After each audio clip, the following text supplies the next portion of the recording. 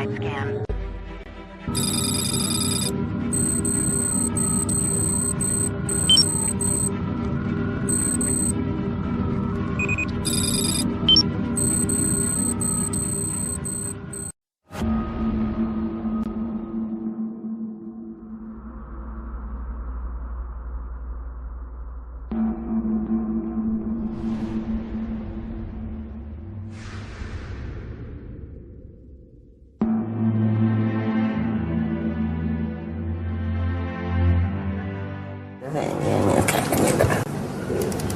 عماد،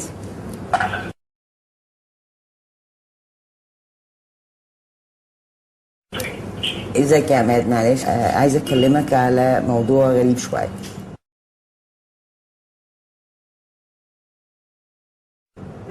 جالنا جواب غريب جدا. الجواب جاي من حد بيقول انه من حاجه اسمها الورلد موفمنت فور ديموكراسي، بيقول ان في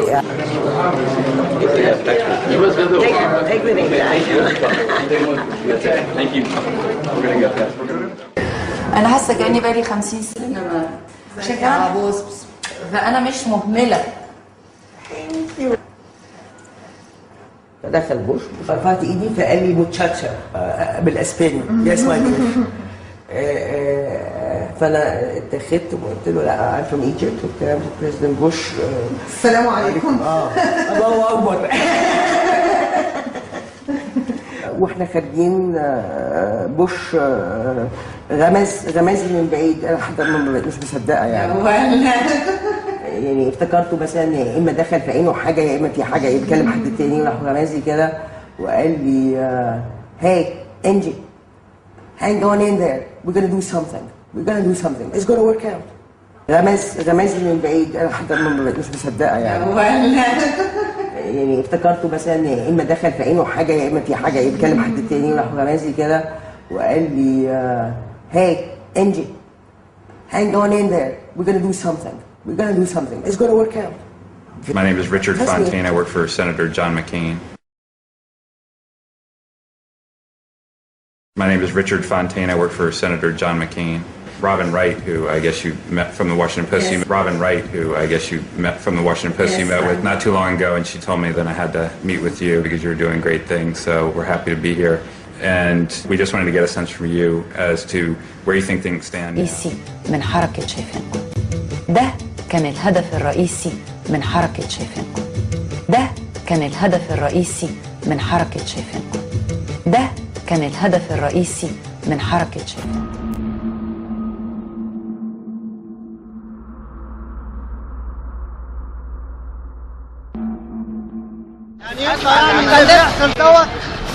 عايزين نكلم الجيش ونقعد نقول لهم من فضلكم.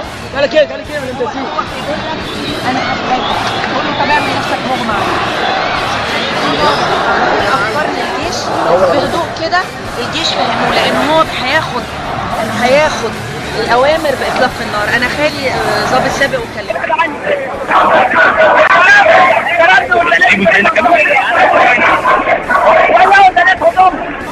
اللي في الجيش معانا الامن معانا اللي ضدنا هنطلع عينه وهيتحاسب وهيتسجن.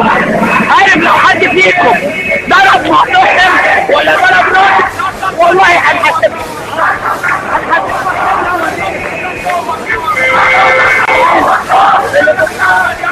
ولو ضرب واحد وحياة هتستجن واحد يعملوا كشف عضوية للبنات في المسجد.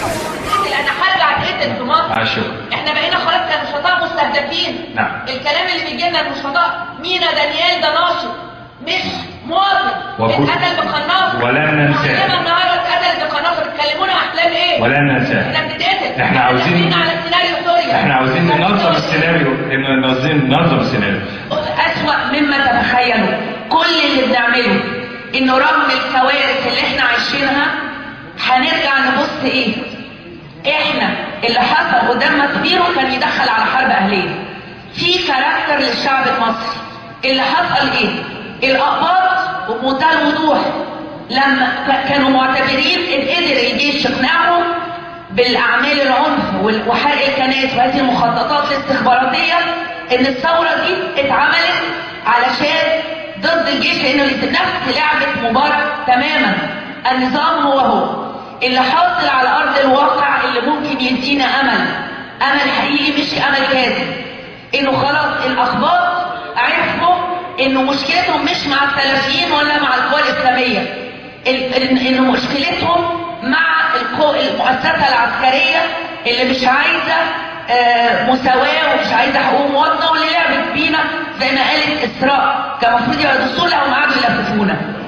اللي حاصل دلوقتي في مصر انه السواد الفظيع ده هو اللي بيجمعنا تاني. احنا قبل ما نيجي بنجمع ك6 ابريل وكائتلافات وكاحزاب و على مجلس رئاسي مدني، وبالفعل تم التفاوض والكلام توافقي. مش شرط ان ده اللي هيتحقق، بس على الاقل وصلنا. تم الكلام فعلا مع دكتور محمد البرابي وهو وافق. اللواء العصار من المجلس العسكري، فقلت له ايه بقى؟ قلت له هو ايه اللي انتوا بتعملوه؟ يعني عمالين تحكوا في الصور وفاكر اسماء محفوظه كفاله 20,000 جنيه، وايه الالعاب اللي بتلعبوها علينا دي؟ القاعده في سينا بذمتكم كان ينفع في نظام الحكم المستبد ده يبقى فيه تنظيم قاعده في سينا فيها 16,000 ويبقى كده مسكون خلايا نائمه؟ ولا دول اللي انتوا جبتوهم من بره من يعني ناس كانت تحمل سلاح جبتوهم لهدف بعد الثوره 3000 ما كانوش 16,000. جهود وصبر وفضول ووعي ومحاوله فهم، لكن اقدر اقول انه بقى في ادراك عند جزء من الشعب المصري انه هذا المجلس العسكري لا يمثلنا.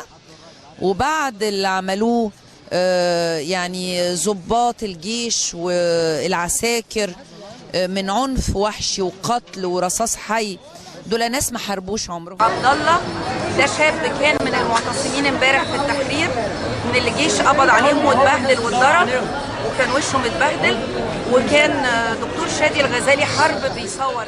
فعلا بتقول رأي الشعب، فقدامك اهو التحرير بيقول يسقط حكم العسكر، وأي كلام عن حكومة إنقاذ وطني دون صلاحيات كاملة ونقل السلطة للمدنيين فهي بترسخ لبقاء المجلس العسكري. أقول اللي أنا سمعت، كان طالع الجيش والشرطة بيقولوا الله أكبر وهم بيسحلوا الناس.